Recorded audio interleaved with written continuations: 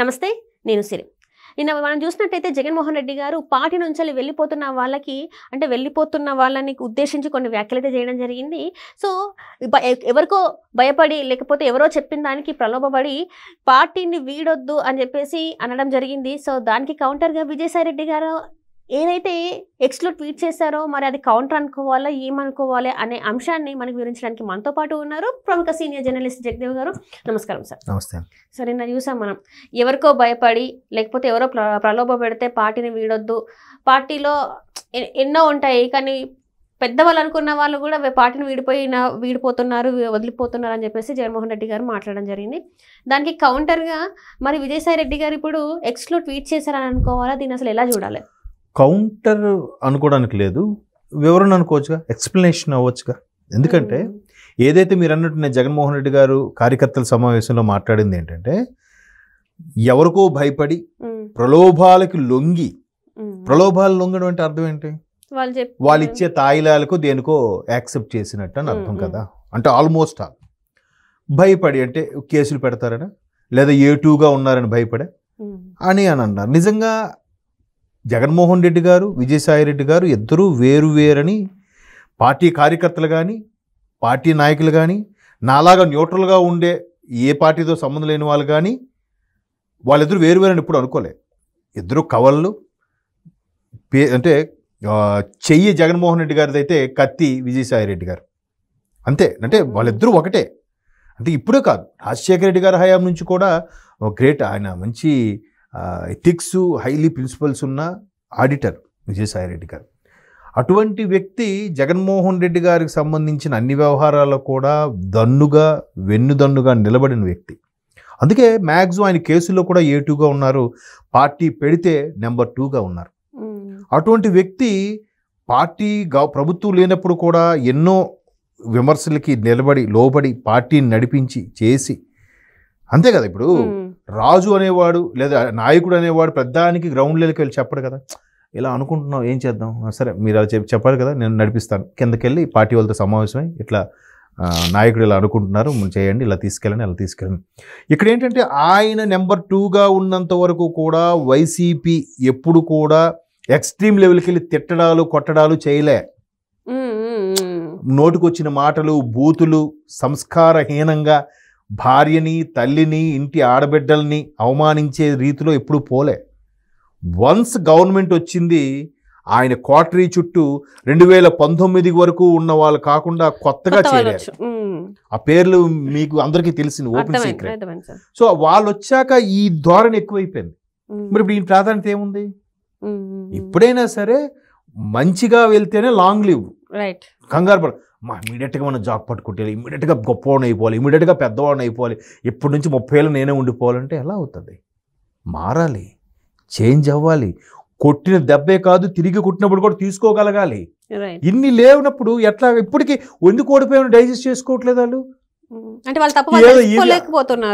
ఈవీఎంల ద్వారా ముఖ్యమంత్రి చంద్రబాబు నాయుడు అయిపోయారు కానీ మరి వీళ్ళు 2019లో ఈవీఎంల ద్వారా రావలేదా? అది తీసుకోగలగాలి. పవన్ కళ్యాణ్ చూడండి అమ్మా, 2 చోట్ల ఓడిపోయిన 3వ రోజు బయటకు వచ్చాడమ్మా ఆయన. ఇప్పుడు ఏమయ్యాడు? మ్యాన్ ఆఫ్ ది సిరీస్, అవునా కదా? అది కావాలి కదా. నా ఫోటో పెడితే అక్కడ కుక్కను పెట్టినా గెలుస్తుంది, నా పథకాలతో ఎవడైనా చేయాల్సిందే, నువ్వు లేకపోతే ఇంకోటి వస్తాడు. ఇది కరెక్ట్ కాదు. 5,000 కలిస్తేనే పిడికి కదా. సో అట్లా ఎన్ని చేసినా కూడా విజయసాయి రెడ్డి గారు ఎంతో ఓర్చారు చేశారు అని కూడా టాక్ వినిపిస్తుంది. ఆయనకి ఎందుకో గుర్తింపు తగ్గిందని కూడా అనిపిస్తుంది. సో అలాంటి వ్యక్తి బయటకు వచ్చేసారు. బయటకు వచ్చేసిన తర్వాత కూడా ఏం చెప్పారు? ఎప్పుడు జగన్మోహన్ రెడ్డి గారు మంచిగా కోరుకుంటున్నా, భారతమ్మ గారికి ఎప్పుడు రుణపడే ఉంటా అని చెప్తూనే ఇక రాజకీయ సన్యాసమో వ్యవసాయమే చేసుకుంటా అని కూడా అన్నాడు ఆయన. సో అటువంటి అంతకుముందు అలా బయటకు వచ్చిన తర్వాతే ఏదైతే రిపబ్లిక్ డేకి మన రథం ఆంధ్రప్రదేశ్ తరపున వెళ్ళే రథం ఏదైతే ఉందో అది ఆంధ్రప్రదేశ్ ప్రభుత్వం మన సంస్కృతిని సంప్రదాయాన్ని ప్రతిబింబించేలా బాగుంది, బాగా పెట్టారని కూడా ట్వీట్ చేశాడు. సో అక్కడ కూడా ఆయన ఆల్రెడీ టీడీపీకి ఫేవర్గా ఉన్నాడు అనే ధోరణి, టీడీపీ నథింగ్ బట్ కూటమి, బీజేపీ అవ్వచ్చు జనసేన అవ్వచ్చు ఏదైనా అవ్వచ్చు, ఫేవర్గా ఉన్నాడనే ధోరణిలో వెళ్తుంది టాకు. సో ఇప్పుడు నిన్న ఏదైతే ప్రలోభాలకి లోబడి లేదంటే భయపడి, అంటే నీకు A2గా ఉన్నావు కాబట్టి నేను కేసులు పెడతాను భయపడి వెళ్ళిపోయినట్టున్నావు నువ్వు అన్నట్టుగా ఈయన్ని ఉద్దేశించి అన్నాడో లేదా చాలామంది వెళ్ళిపోయారు కాబట్టి ఆంధ్రను ఉద్దేశించి అన్నాడో తెలియదు. ఇప్పుడు ముఖ్యమంత్రి ఉన్నప్పుడు మంత్రుల యొక్క అభిప్రాయాలు కూడా తీసుకోవాలి, మిగతా నాయకుల అభిప్రాయాలు తీసుకోవాలి, కార్యకర్తల అభిప్రాయం కూడా తీసుకోవాలి, ప్రజలు మన గురించి ఏమనుకుంటున్నా తెలుసుకోవాలి. కాకుండా నేను లోపలే ఉంటా, నేను చెప్పిందే కరెక్ట్, నేను పథకం ఇచ్చేస్తే నన్ను ఎవ్వడు పీకెళ్ళి నేనే గెలుస్తా అనుకోవడం అనేది తప్పు. ప్రజాస్వామ్యంలో అది ఉంటుంది, ఇది ఉంటుంది. సో ఎప్పుడైతే అలాగ అనుకున్నారో, వీళ్ళు చెప్పిన మాట విశ్వసించలేదో, ఆయన నమ్మలేదో, మేబీ అలా కూడా బయటకు వచ్చి ఉండొచ్చు. ఇప్పుడు ఆయన మీద ఆవిడెవరో లేడీ డిప్యూటీ కమిషనర్ మీద ఇష్యూ వచ్చింది, మరి ఒక్కరైనా ఖండించారా? ఒక్కరైనా వైసీపీ నుంచి కానీ వైసీపీ పార్టీ నుంచి కానీ ఇది తప్పు, విజయసాయి రెడ్డి గారి మీద ఇలా చేస్తున్నా అని చెప్పి ఎవరైనా ప్రెస్ మీట్ పెట్టారా అమ్మా? ఎందుకు పెట్టలేదు? అప్పుడు కూడా కావాలనే అది ఎట్లా అంటే బయటకు వస్తాను అనుకున్న టైంలోనే ఆ వార్త బయటకు వచ్చిందని చెప్పేసి కావాలని తెచ్చారని చెప్పేసి కూడా. Yes, there you are correct. నేను అది విన్నాను. అంటే ఈయన ఎప్పుడు నుంచో పార్టీ వ్యవహారాలకు దూరంగా ఉంటున్నాడు, ఎందుకో ఈయనకి అవమానం జరుగుతుంది, ఈయనకి పార్టీలో ప్రాధాన్యత తగ్గుతుంది, అందుకే మెల్లమెల్లగా ఆయన సైడ్ అయిపోయి బయటకు వచ్చేద్దాం టైంకి కరెక్ట్గా ఇష్యూ వచ్చింది. ఈ ఇష్యూ వస్తే ఖచ్చితంగా ప్రతిపక్షాల మీదకి వెళ్తుంది, అప్పుడు ఈయన ఇంకే ప్రతిపక్షం మీదకి వెళ్ళలేడు అన్నట్టు కూడా మీరు అన్నట్టు వార్త వచ్చింది. అండ్ మోర్ ఓవర్ ఆయన ఎప్పుడు ఎక్స్ట్రీమ్ లెవెల్కి వెళ్ళి మాట్లాడలే. ఒక మాట అన్నాడు, తప్పు మాట ఏంటంటే చంద్రబాబు నాయుడు ఇప్పుడు చస్తాడా చూస్తున్నాను అన్నట్టుగా ఏదో అలాంటి అర్థం వచ్చేలాగా నెల్లూరు ఎలక్షన్స్ పోటీ చేశాడు కాబట్టి ఆ సందర్భంలో ఆయన ఒక మాట అన్నాడు. అదొక్కటి కొంచెం దురుస్తనంతో కూడిన మాట తప్ప మిగతా ఫ్యామిలీ విషయాల్లో మాత్రం ఎప్పుడు దోలేదు. ఆయన ఫ్యామిలీ విషయాలు తప్పుగా మాట్లాడారు. అలా ఉన్నప్పుడు ఇప్పుడు కాకపోతే రేపు బీజేపీలో కూడా వెళ్ళొచ్చు ఆయన. ఇంకోటి రాజకీయ నాయకుడు మాట మనం విశ్వసించలేం. ఆయన రాజకీయ సన్యాసం అన్నారు కాబట్టి, వ్యవసాయం అన్నారు కాబట్టి ఈ ప్రస్తుతానికి, తర్వాత మళ్ళీ 3 మారు వెళ్ళొచ్చేమో. ఎందుకంటే శాశ్వత శత్రుత్వము శాశ్వత మిత్రత్వం ఏది ఉండదు. ఎవరు అవసరాలు వాళ్ళవి, ఎవరు లాజిక్ వాళ్ళవి. అంటే ఇక్కడ చెప్పేది ఏంటంటే వ్యక్తిగత జీవితంలో కూడా విలువలు, విశ్వసనీయత, క్యారెక్టర్ ఉన్న వాడిని కాబట్టే నేను ఇలా చేశాను, ఎవరికి ఎలాంటి ప్రలోభాలకి లొంగలేదు నేను అని చెప్పేసి తను చెప్పడం జరిగింది. అవును. కానీ మరి విలువలు, విశ్వసనీయత అని మాట్లాడిన ఈ వ్యక్తి విజయసాయి రెడ్డి గారు మరి ఎందుకు జగన్మోహన్ రెడ్డి గారు ఇక్కడ ఆంధ్రప్రదేశ్లో ఉన్నప్పుడు లేకపోతే బెంగళూరులో ఉన్నప్పుడు ఎందుకు ఇలాంటి నిర్ణయం తీసుకోవాలి? ఎప్పుడు పక్కపక్కకే ఉన్నారు.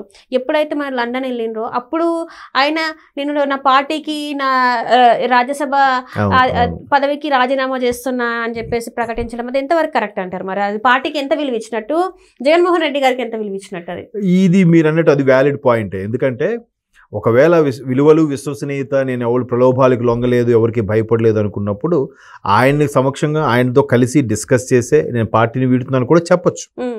ఆయన దేశంలోనే లేని రోజుల్లో, అంటే లండన్ వెళ్ళినప్పుడు సందర్భంలో ఈ నెలగా ఎక్స్లో పోస్ట్ చేయడం, అది కూడా ఇప్పుడు లెటర్ని పార్టీ ఆఫీస్ పంపించారనో జగన్మోహన్ రెడ్డి గారికి కొరియర్ చేశారనో అంటూ అది వేరు. అలా కూడా ఏం లేదు, ఒక మెయిల్ చేసినట్టు కూడా ఏం లేదు, కేవలం ఎక్స్లో పోస్ట్ చేశాడు. నేను రాజ్యసభ సభ్యత్వానికి, పార్టీ సభ్యత్వానికి కూడా రాజీనామా చేస్తున్నాను, ఇకపై వ్యవసాయం చేసుకోవాలనుకుంటున్నాను అన్నట్టుగా. అంటే మేబీ మరి అంటే అక్కడ ఆయన లోకల్గా ఉంటే, అంటే ఇన్ని రోజులు కలిసి ప్రయాణం చేసిన తర్వాత ముఖం చూసేటప్పుడు కొద్దిగా ఇబ్బందిగా ఉంటుంది కదా. పొద్దున్న లేస్తే తెల్లాలేస్తే ముఖాలు చూసుకోవాలి. సో అలాంటి సందర్భంలో కొంచెం ఇబ్బందిగా ఫీల్ అయ్యి అలా పెట్టాడేమో. అది కూడా ఇష్టం లేక బయటకు వస్తున్నట్టుగానే పెట్టారు ఆయన, అంటే తప్పక ఇంకా ఆప్షన్ లేక అన్నట్టుగా. ఎందుకంటే అందులోనే నాకు చంద్రబాబు గారితో పెద్దగా విభేదాలు లేవు, పవన్ కళ్యాణ్తో మధ్య సత్సంబంధాలు ఉన్నాయని చెప్తూనే నాకు ఈ అవకాశం ఇచ్చిన జగన్మోహన్ రెడ్డి గారికి, భారతి గారికి ఎల్లవేళ రుణపడి ఉంటాను, ఆయన ఎప్పుడు ఆయన మంచిగా కోరుకుంటాను, ఎప్పుడు బాగుండాలనే కోరుకుంటున్నాను అని. అంటే ఇక్కడ మళ్ళీ విపక్షాలు ఇంకో అర్థం ఏంటంటే బాగుండాలని కోరుకుంటాను అంటే ఇకపై ఆయన భవిష్యత్తులో బాగా ఉండడనే, లేదంటే ఈ కేసులన్నీ తెలీదు. రకరకాల ఇప్పుడు బయటకు వచ్చేసాక సొంత పార్టీ వాళ్ళు, ఆ పార్టీ వాళ్ళు కూడా అవన్నీ మర్చిపోయి మళ్ళీ 4 అక్షింతలు వేసే పరిస్థితి వస్తుంది.